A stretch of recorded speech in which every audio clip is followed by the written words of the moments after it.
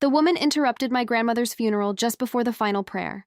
She rose from the last pew and walked slowly toward the front of the church. Nobody recognized her. She wore a dark burgundy coat and held an old photograph against her chest. When she reached my grandmother's casket, she touched the polished wood and whispered something I could not hear. Then she turned toward my family. "My name is Rebecca Hale," she said. Margaret Caldwell was my mother. Every person in the church went silent. "My name is Natalie Brooks. I was 34 years old when my grandmother died. Margaret Caldwell had been the center of our family for as long as I could remember. She remembered every birthday. She kept photographs of every school play and graduation. When my parents divorced, she was the person who made sure I never felt abandoned. She had one daughter, my mother, Elaine. At least, that was what everyone believed. My mother was sitting beside me in the first pew when Rebecca made her announcement. She stood so quickly that her purse fell to the floor. "That is not true," she said. Rebecca looked at her with an expression that was more sorrowful than angry. "You must be Elaine. Do not say my name. I'm not here to hurt you. You interrupted my mother's funeral. What else would you call this?" Rebecca looked around the church. "I was invited." Mother laughed bitterly. "By whom? By Margaret?" My grandmother had died 12 days earlier after suffering a second stroke. She was 82. Her death had not been entirely unexpected, but it had happened faster than any of us were prepared for. My mother had cared for her throughout the final year of her life. She handled her medical appointments, medication, and finances. She had planned every detail of the funeral. There was no possibility, she insisted, that my grandmother had invited a stranger. Rebecca opened her hand. A gold chain rested against her palm. Attached to it was half of a heart-shaped locket. The edge was rough and uneven, as if the locket had been deliberately divided. "My adoptive parents gave me this when I turned 18, Rebecca said. "They were told it belonged to my birth mother." She reached over the casket. My grandmother was wearing a gold chain around her neck. Hanging from it was the other half of a heart. The two pieces were identical. A murmur passed through the church. My mother stared at the broken locket. Her expression was not one of confusion. It was fear. That was the moment I realized she knew something. "Mom," I whispered. "Have you seen that locket before?" She did not answer. Rebecca held up the photograph she had brought. It showed my grandmother when she was young. She could not have been older than 18. She was standing outside a large brick building beside another young woman dressed as a nurse. My grandmother's stomach was visibly pregnant. On the back was a handwritten date, April 1962. My mother had been born in 1969. The photograph had been taken 7 years before her birth. Rebecca said she had found it among her adoptive mother's belongings after she died. There was a note attached to it. It read, "Her name is Margaret. Tell Rebecca only if she asks." My mother stepped toward her. "A photograph proves nothing. I have more than a photograph." Before Rebecca could reach into her bag, the funeral director approached us. His name was Mr. Harris. He looked uncomfortable, but not surprised. "Mrs. Brooks," he said to my mother, "your mother left instructions regarding this situation." My mother stared at him. "What instructions?" Mr. Harris went to a small cabinet beside the altar. He removed a sealed white envelope. My grandmother's handwriting appeared across the front. "For my daughters, Elaine and Rebecca." My mother stopped breathing. Mr. Harris explained that my grandmother had delivered the envelope to him 4 months earlier. She had instructed him to keep it locked away. If Rebecca Hale appeared at the funeral, he was to give the envelope to both women before the final prayer. If she did not appear, the envelope was to be returned to my grandmother's attorney. My mother took a step backward. "This is some kind of fraud." I examined the writing. I had received hundreds of birthday cards from my grandmother. I recognized the way she formed the letter R and the slight curve at the end of every capital E. The writing was hers. Mr. Harris handed me the envelope because neither my mother nor Rebecca was willing to take it.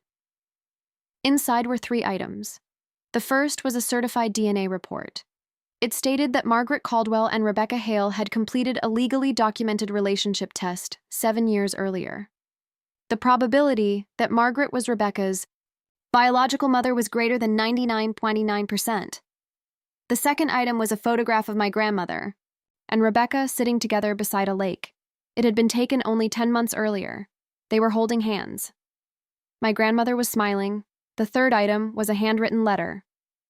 I unfolded it and began reading aloud. Elaine and Rebecca. If you are hearing this together, then I am gone, and the truth I was too afraid to speak while I was alive has finally entered the room. Rebecca is my biological daughter. She was born on May 3rd, 1962. She was taken from me 2 days later. My mother closed her eyes. I continued reading. Elaine, Rebecca has never asked to replace you. Rebecca, Elaine did not create the decision that separated us. You are both my daughters. But there is one final truth that must be spoken. The final sentence was addressed directly to my mother. Elaine, you have known about Rebecca for 8 months. Everyone in the church turned toward my mother. For several seconds, she said nothing. Then she took the letter from my hands and folded it. This funeral is over, she announced. Rebecca did not move. There is more in that letter. You have done enough. I did not choose to reveal this here. My mother pointed toward the church doors. Leave. Mr. Harris stepped between them. Margaret's instructions require that the entire letter be read.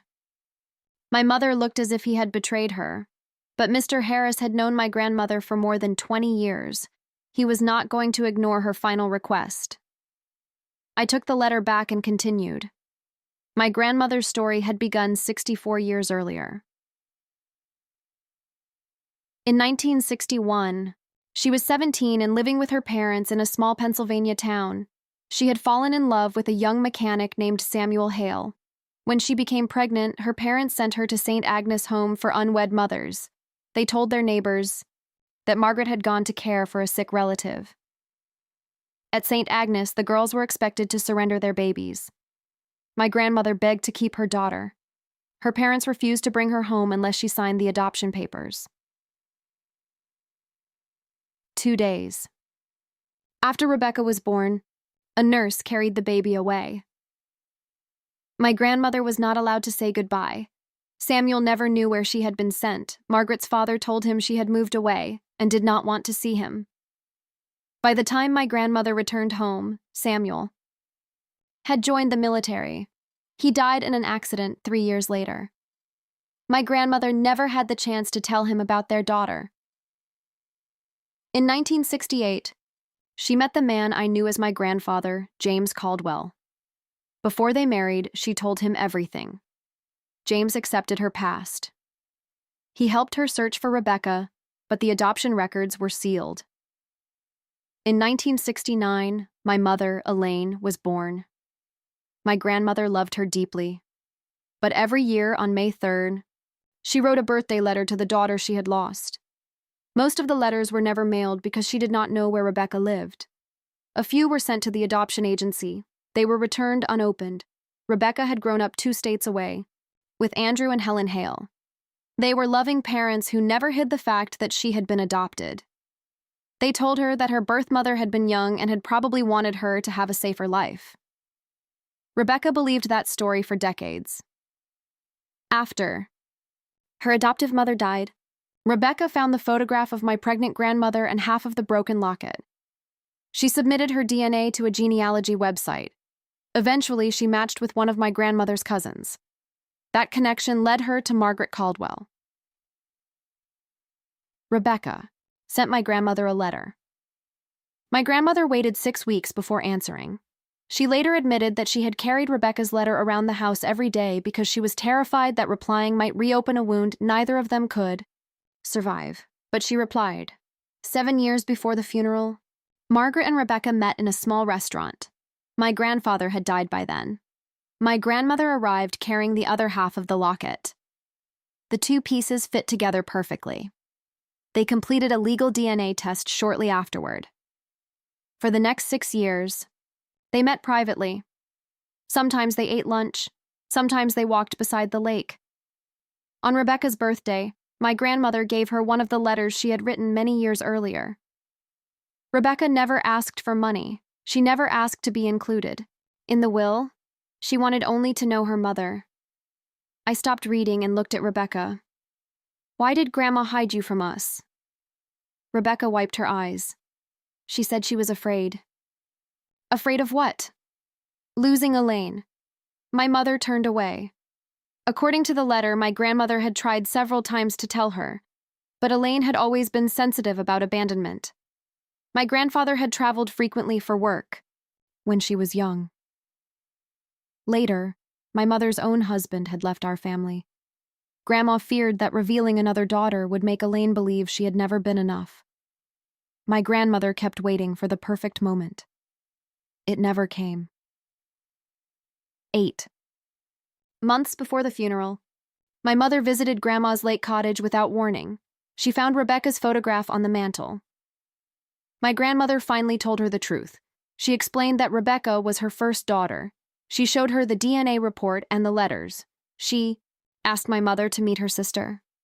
My mother refused. For weeks, she and Grandma argued. Then my grandmother suffered her first stroke. My mother became responsible for her daily care. Rebecca continued calling. She sent cards and asked to visit. My mother told her that Grandma was too sick. Then she told Rebecca that Grandma no longer wanted contact. Rebecca believed her, but my grandmother had never said that. She spent her final weeks wondering why Rebecca had disappeared.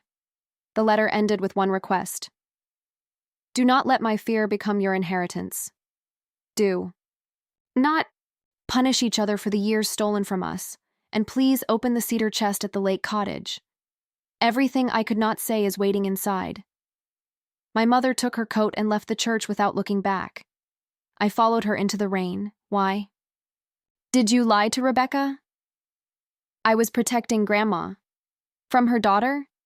She was not there when Mom was sick. I was. Because you stopped her from coming. My mother turned toward me. She already had parents. She had a family. Then she appeared after 60 years and suddenly wanted part of mine. She wanted to know her mother. She wanted my place. When we returned to the church, Rebecca was standing beside the casket. She touched the locket around Grandma's neck. I never wanted her place, she said without looking at my mother. I only wanted the place that had always been mine. Then, Mr. Harris handed me a small brass key. Attached to it was a wooden label. 2 words had been carved into its surface. Cedar chest. The lake cottage stood 70 miles outside the city. My grandmother and grandfather had purchased it shortly after my mother was born. It was where I had spent my childhood summers. The following morning, I drove there with Rebecca. My mother refused to come. She said she wanted nothing from the cedar chest, but she made me promise not to remove anything until she had seen it. The cottage felt different without Grandma. Her coffee cup was still beside the sink. Knitted blanket rested over the back of her chair. Her reading glasses lay on an open mystery novel. It seemed impossible that someone who had occupied so much space in my life could simply be gone. We found the cedar chest in the attic. It was hidden, behind several old suitcases. The brass key opened it. Inside were dozens of bundles tied with faded ribbons. Every bundle was labeled with a year. 62.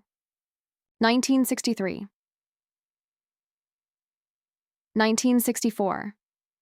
There was one for every year of Rebecca's life. My grandmother had written to her daughter on every birthday. The earliest letters were filled with grief. In one, she described how she had woken at night believing she could hear a baby, crying. In another, she promised that she had not willingly abandoned Rebecca. As the years continued, the letters changed.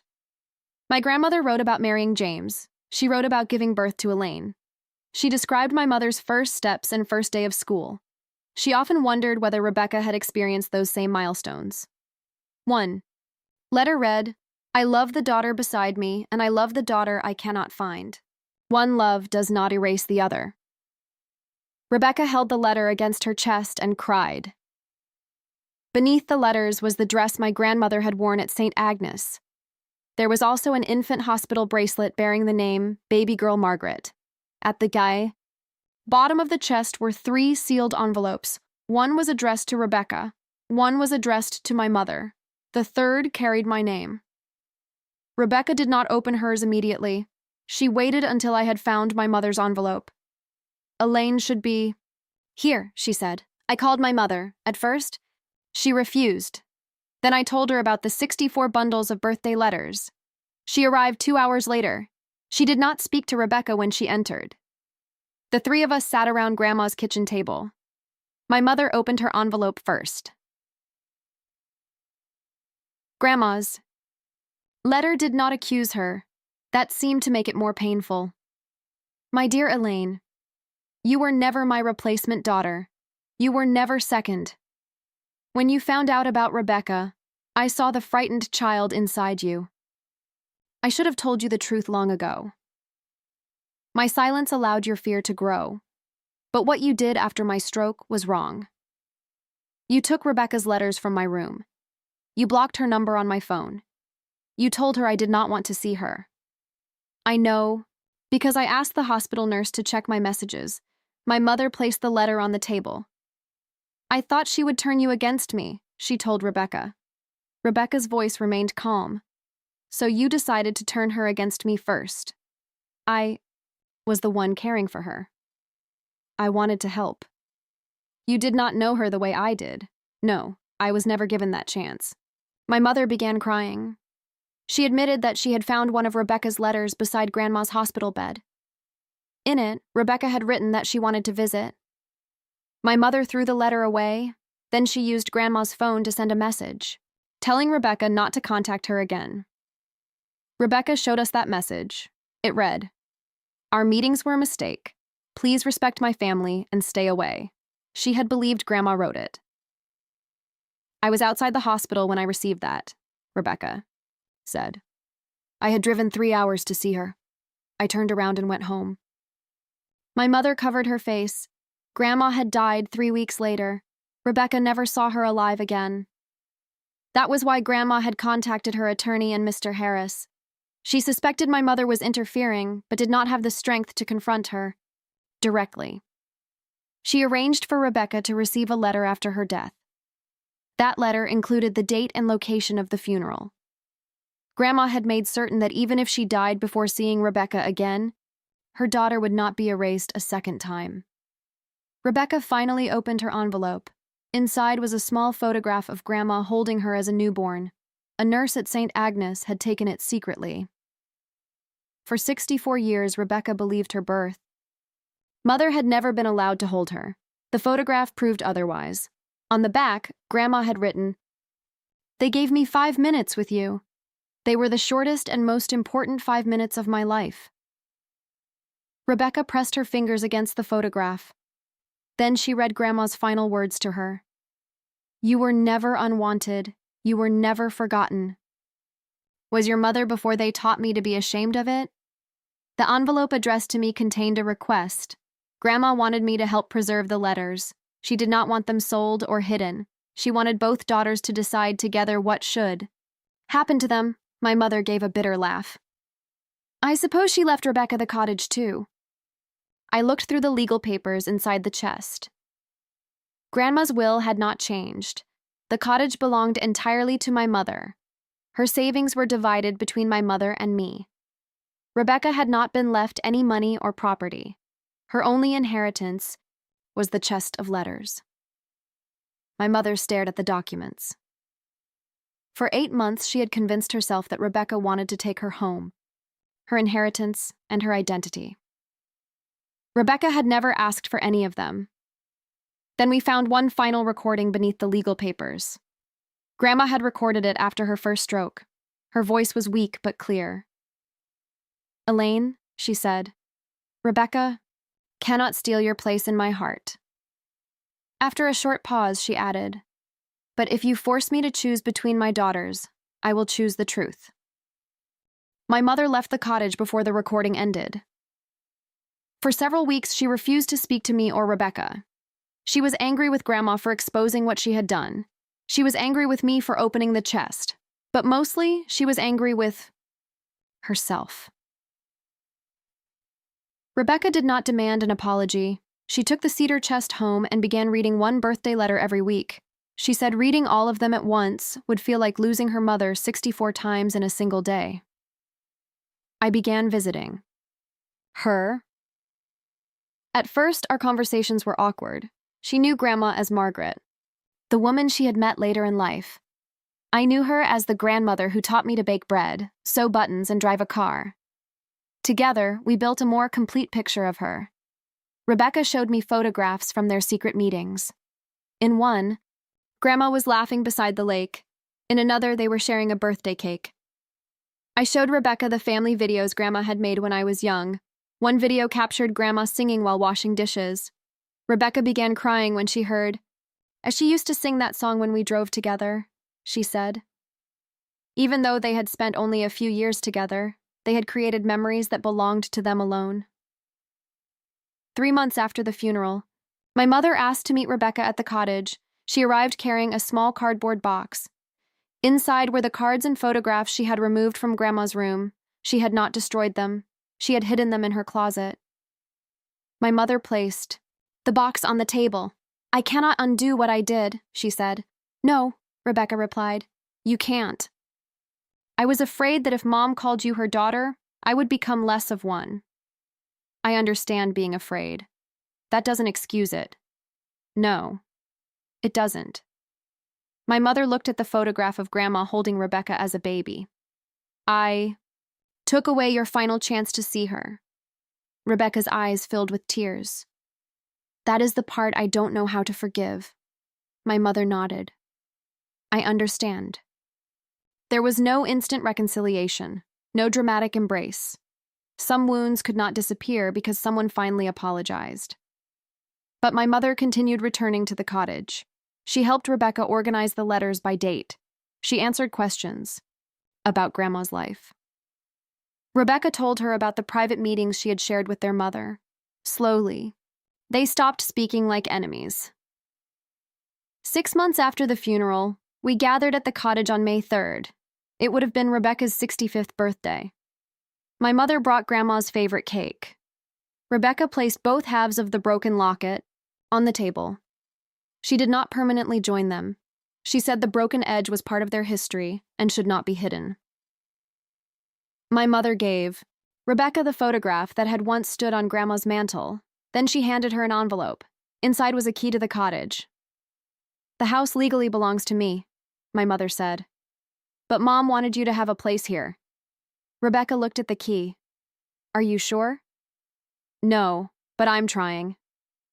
Rebecca accepted it. That evening, we hung 2 photographs beside each other. One showed Grandma holding my mother as a baby. The other showed her holding Rebecca at St. Agnes. Underneath them, we placed a sentence from one of Grandma's letters. 1. Love does not erase the other. The woman who interrupted my grandmother's funeral was not an imposter. She was not an inheritance hunter. She was not trying to replace anyone. She was a daughter whose existence had been hidden by shame, fear, and 64 years of silence. My grandmother had made mistakes. She should have told us the truth while she was alive. My mother made a worse mistake when she tried to hide Rebecca again, but Grandma's final plan ensured that the secret could not survive her funeral. The funeral was interrupted that day, but so was the lie. And from the pieces it left behind, 2 daughters finally began learning how to become sisters.